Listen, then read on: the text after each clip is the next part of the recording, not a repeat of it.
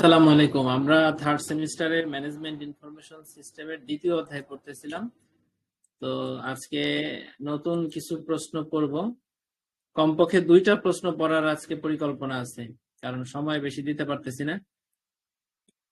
এর আগে first unit আমরা শেষ করছি ম্যানেজমেন্ট ইনফরমেশন সিস্টেমের, আর দ্বিতীয় ইউনিটও আমরা ধরছিলাম। কয়টা প্রশ্ন পড়ছি ঠিক একটু দেখে বলতে হবে যে কয়টা পড়ছিলাম।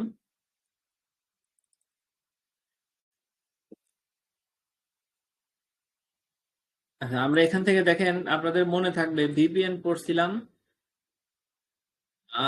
তারপরে হাই লেভেল ভাষা কি, 3টে হাই লেভেল ভাষার নাম এবং তাদের ক্ষমতা ও দুর্বলতা, এটা কিন্তু খুব ভালোভাবে পড়ছি, বা ভিডিও আছে আপনারা দেখতে পারেন যারা মিস করছেন। তারপরে পড়ছি হচ্ছে অবজেক্ট ওরিয়েন্টেড প্রোগ্রামিং বলতে কি বোঝায়, এর ধারণাগুলোকে আমরা কিভাবে ব্যাখ্যা করতে পারি। অর্থাৎ খুব ইম্পর্টেন্ট 3টা প্রশ্ন কিন্তু আমাদের হয়ে গেছে। 1 নাম্বার হলো ভিপিএন, 5 নাম্বার হাই লেভেল, আর হলো অবজেক্ট ওরিয়েন্টেড প্রোগ্রামিং। ঠিক আছে, এই মাঝের 2, 3, 4ও ইম্পর্টেন্ট। তবে আমাদের অষ্টম ব্যাচের জন্য আপাতত যেহেতু পরীক্ষা পেন্ডিং, সেই জন্য আমরা অষ্টম ব্যাচের সাজেশনটা ফলো করতেছি। ঠিক আছে, পরবর্তীতে এই প্রশ্নগুলো আপনাদের সাজেশন ধরে ধরে পড়ানো হবে। আচ্ছা, এখন এখানে দেখেন আরো একটা প্রশ্ন আছে, সেটা হলো কম্পিউটারের অপারেটিং সিস্টেম কি, অপারেটিং সিস্টেমের কার্যাবলী লিখুন। আমরা অপারেটিং সিস্টেম কি বুঝে ফেলছি, যেমন আমাদের মোবাইলের অপারেটিং সিস্টেম হলো অ্যান্ড্রয়েড, যেটা আমরা ইউজ করি। আরো উইন্ডোজ মোবাইল আছে, তারপরে আইফোনের যে অপারেটিং সিস্টেম সেটাও আছে। ঠিক আছে, এখন এখানে আমাদেরকে বলছে যে কম্পিউটারের অপারেটিং সিস্টেম কি। আমরা কম্পিউটারে কি কি অপারেটিং সিস্টেম, সাধারণত আমরা কম্পিউটারে উইন্ডোজ ব্যবহার করি। উইন্ডোজ হলো কম্পিউটারের বেশিরভাগ কম্পিউটারে উইন্ডোজ থাকে, পাশাপাশি আরো আছে কি কি, সেগুলো আমরা পড়বো। এবং অপারেটিং সিস্টেমের মূল কাজ কি সেটা আমরা এখানে শিখবো। ঠিক আছে, সহজ। আচ্ছা, আর একটা প্রশ্ন আছে, সর্বাপেক্ষা প্রয়োজনীয় পিসি সফটওয়্যার টুলের নাম এবং বর্ণনা। অর্থাৎ কম্পিউটারে আমরা যত টুল ব্যবহার করি, টুল বলতে এই যে যেমন আজকে যেটা দেখাচ্ছি আপনাদের পিডিএফ ভিউয়ার, এটা একটা ব্রাউজার। উইন্ডোজের নিজস্ব ব্রাউজার, বোধহয় মাইক্রোসফট এজ। এবং এজে আবার আমরা জানি যে ব্রাউজারে পিডিএফ ফাইল ভিউ করা যায়, তাহলে এইটা একটা কিন্তু টুল। ঠিক আছে, তো এখানে আমরা পড়বো কি, কম্পিউটারে সর্বাপেক্ষা প্রয়োজনীয় পিসি টুলের নাম এবং বর্ণনা। ইমেইল একটা টুল, তারপরে হচ্ছে আরো যা যা আছে আর কি, মাইক্রোসফট ওয়ার্ড, এক্সেল, এগুলো একটা কিন্তু টুল। তো এই টুলগুলো আমরা পড়বো। আমরা এই বিষয়গুলো জানি, কিন্তু পরীক্ষা লেখার উপযোগী করে পড়বো। 9 এবং 10 আজকে পড়বো। ঠিক আছে, তা আর একটা ক্লাস নিলে বোধহয় আমাদের এই দ্বিতীয় অধ্যায় শেষ হয়ে যায়।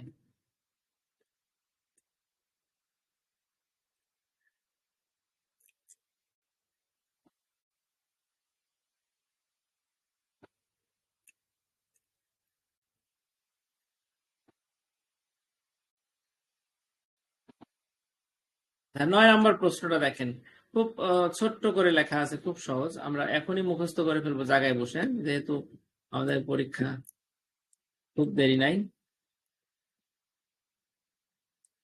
আচ্ছা, কম্পিউটারের অপারেটিং সিস্টেম কি, আমরা সংজ্ঞাটা পড়ি আগে। দেখেন, যে সফটওয়্যার অনেকগুলো প্রোগ্রামের মধ্যে সমন্বয় সাধন পূর্বক, যেমন আমাদের পুরো উইন্ডোজ সফটওয়্যার, এটাও কিন্তু একটা সফটওয়্যার। উইন্ডোজ ডাউনলোড করতে হয়, উইন্ডোজ ইনস্টল করতে হয়। যেমন একটা, আমরা যদি একটা অ্যাপ্লিকেশন মনে করেন, একটা ইমেইল ইউজ করা যাবে, বা ব্রাউজার যদি আমরা ডাউনলোড করি এবং এটা যদি ইনস্টল করি, তাহলে এটা যেমন একটা সফটওয়্যার, ঠিক তেমনি ভাবে পুরো কম্পিউটারের সকল সফটওয়্যারের মধ্যে সমন্বয় করে বা কন্ট্রোল করে, সেটাও কিন্তু একটা সফটওয়্যার। সেটাও কিন্তু ডাউনলোড করতে হয়, ইনস্টল করতে হয়, একই জিনিস।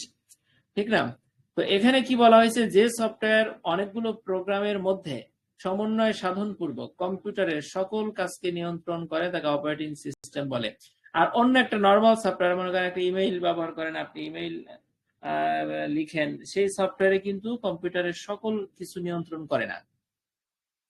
ঠিক আছে, তো এখানে আমরা অপারেটিং সিস্টেমের ক্ষেত্রে এই কথাটা লিখবো যে যে সফটওয়্যার অনেকগুলো প্রোগ্রামের মধ্যে, যেহেতু কম্পিউটার অনেক প্রোগ্রাম একসাথে আমরা ইউজ করি, সেই প্রোগ্রামগুলোর মধ্যে সমন্বয় সাধন করে, পাশাপাশি কম্পিউটারের সকল কাজকে নিয়ন্ত্রণ করে। দুটা কথা লিখবো, একটা হলো সমন্বয় সাধন, সকল কাজকে নিয়ন্ত্রণ।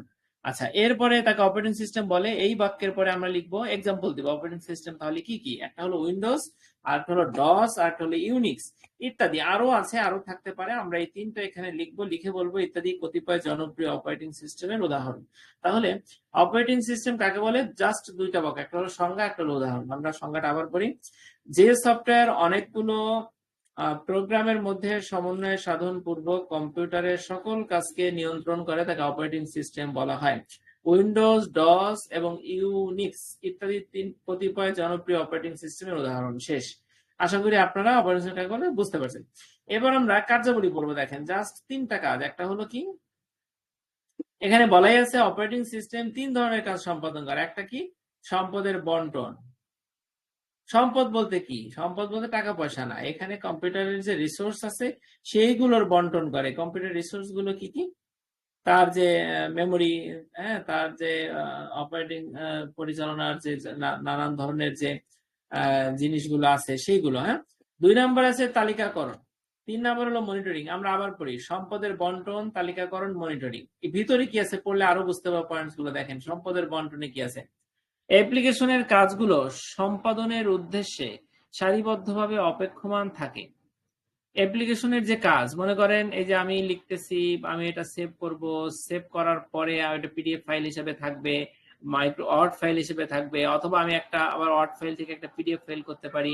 তাই দেখেন এটা কিন্তু ধারাবাহিকভাবে সারিবদ্ধভাবে অপেক্ষমান আছে, একটার পর একটা কাজ হবে। আমি চাইলে একসাথে 2টা কাজও কম্পিউটারে করে ফেলতে পারি, ঠিক আছে, 2টা 3টা 4টা 5টা সফটওয়্যার ব্যবহার করতে হবে একসাথে, ঠিক আছে, মিনিমাইজ করে।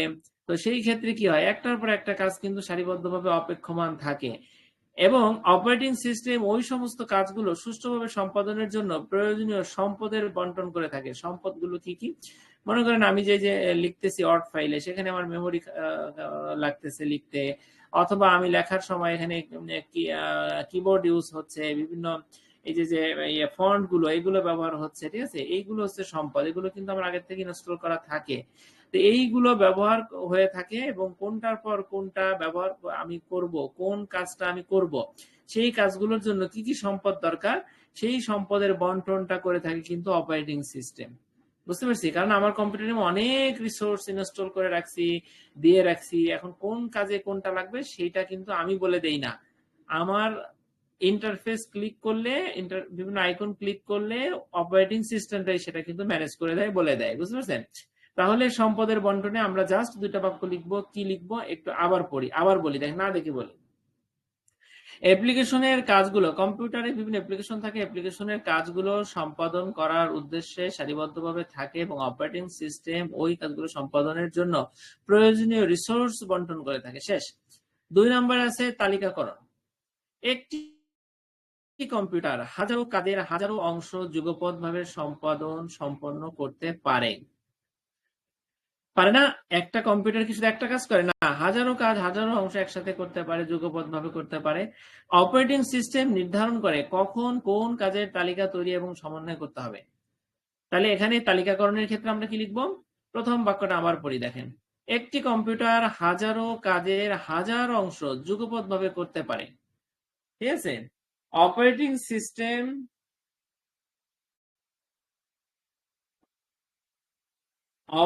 সিস্টেম নির্ধারণ করে, কি নির্ধারণ করে দেখেন, কখন কোন কাজের তালিকা তৈরি এবং সমন্বয় করতে হবে। অর্থাৎ একটা কম্পিউটার হাজারো কাজ করতে পারে, কিন্তু অপারেটিং সিস্টেম আমাকে বলে দেয় যে কখন কোন কাজের তালিকা করবে এবং কোন কাজের মধ্যে কোন কাজের সাথে সমন্বয় করবে। বুঝতে পারছেন? যেমন আমরা যদি একটা এক্সাম্পল এখানে দেখি তাহলে আমরা বুঝতে পারবো। সেটা হলো, যখন একটি প্রোগ্রাম সম্পাদিত হতে থাকে তখন অপারেটিং সিস্টেম একটি তালিকা তৈরি করতে থাকে, যেমন কখন কোন ইনপুট এবং আউটপুট ব্যবহারের প্রয়োজন। যেমন একটা প্রোগ্রাম, মনে করেন একটা ওয়ার্ডে আপনি লিখলেন এবং এটা প্রিন্ট করবেন, ঠিক আছে, তাহলে একটা প্রোগ্রাম সম্পাদিত হলো, ঠিক না?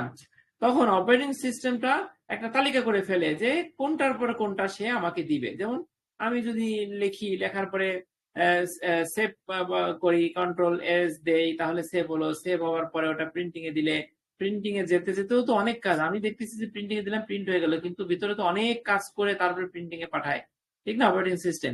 তো এই ইনপুট এবং আউটপুট, অর্থাৎ আমাকে কিছু দিতে হবে কম্পিউটার, যেমন আমি টাইপ করতেছি, এটা কিন্তু ইনপুট, মানে আমি দিচ্ছি। বা আমি একটা ছবি দিলাম, আমার মোবাইল থেকে একটা ছবি কম্পিউটারে নিলাম, ল্যাপটপে নিলাম, এটা ইনপুট। এখন আউটপুটটা হলো প্রিন্টিং হয়ে বের হবে, অথবা আমি ডিসপ্লেতে দেখবো, এটা হলো আউটপুট। এখন ইনপুট এবং আউটপুট, কখন কোন ইনপুট এবং আউটপুটের ব্যবহার হবে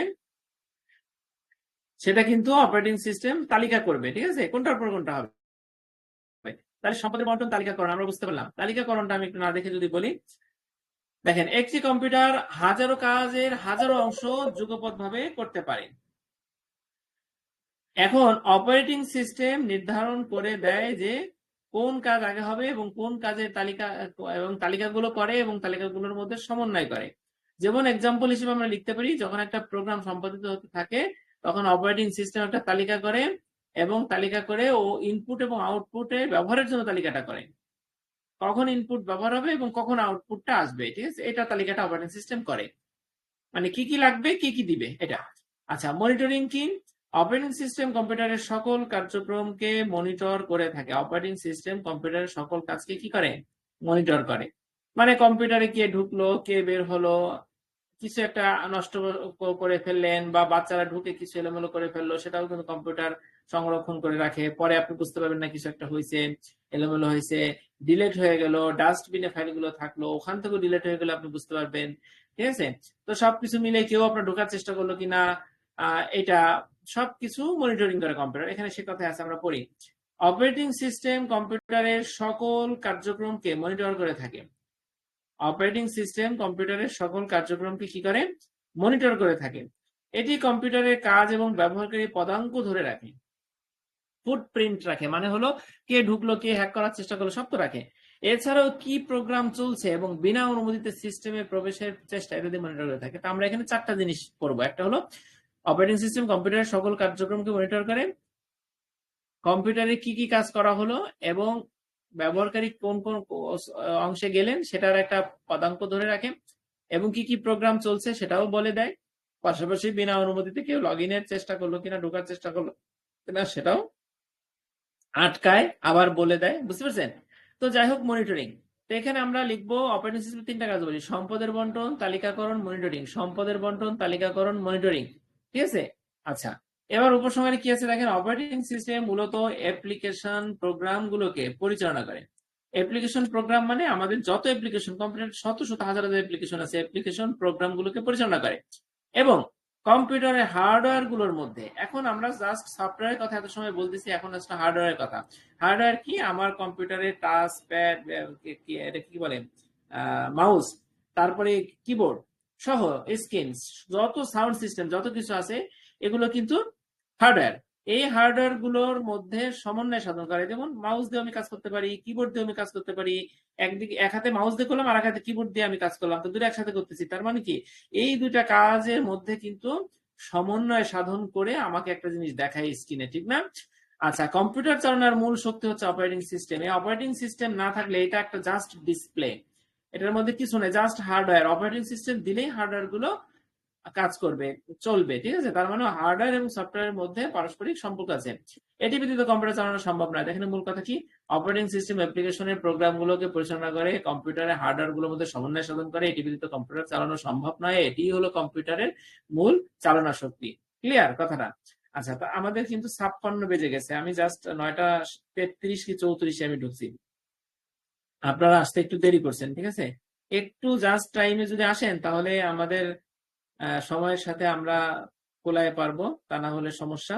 বেশি প্রশ্ন পড়া যায় না, যেমন আজকে একটা প্রশ্ন করলাম, পরিকল্পনা ছিল আরো পড়বো, ঠিক আছে। যাই হোক, ইনশাল্লাহ নেক্সট ক্লাসে একটু সময় মতো থাকবেন, তাহলে আমরা ফুল 30 মিনিটে 2টা-3টা প্রশ্ন করে ফেলবো। আমাদের পরীক্ষার বেশি দিন নাই। পাশাপাশি থার্ড সেমিস্টারে যারা বিবিএ করে আসছেন তাদেরও পড়াশোনার দরকার আছে। সব মিলে আপনারা টাইমটা একটু খেয়াল রাখবেন, ঠিক আছে। সবাইকে অনেক ধন্যবাদ, ভালো থাকবেন। আসসালামু আলাইকুম।